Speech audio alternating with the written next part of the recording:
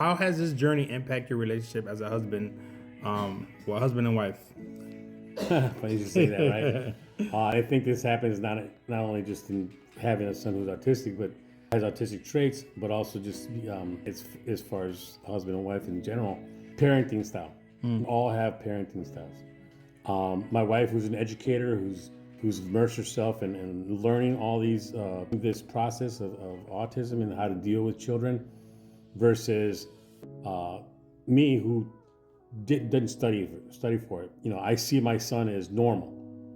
I do see him as normal, so I expect the same thing from him as normal. Right? I don't. So it's hard for me to decipher. It's hard for me to separate myself from that I have a son who has autistic traits versus I have a son, and I deal with him more as a son. And this is where my wife and I both, we kind of don't agree on certain things because, again, she has the understanding of a teacher, in which I have understanding as a father that wants the best for his son and try to teach him survival skills and teach him to be independent and teach him to be the man that in reality what the man that I want him to be. And but at this point, I thank God for him, and I thank God that He's working through him, and I'm not his God.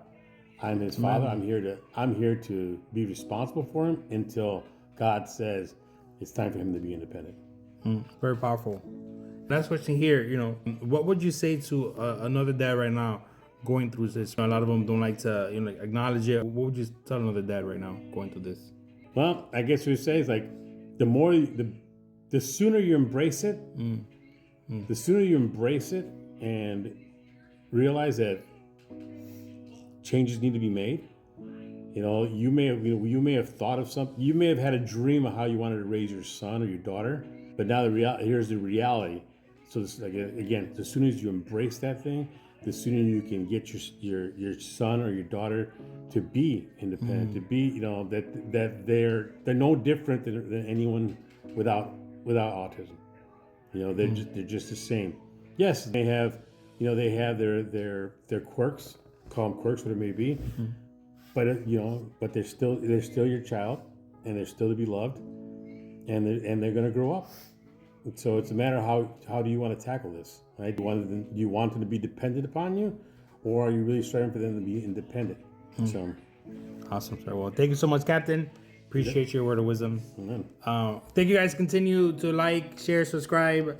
Don't block. We're almost there. Day 22, right? I have 8 more days? Oh my gosh, you guys gonna miss me. Until tomorrow, guys. Take care. Have a good night. Bye. Hercules. Hey.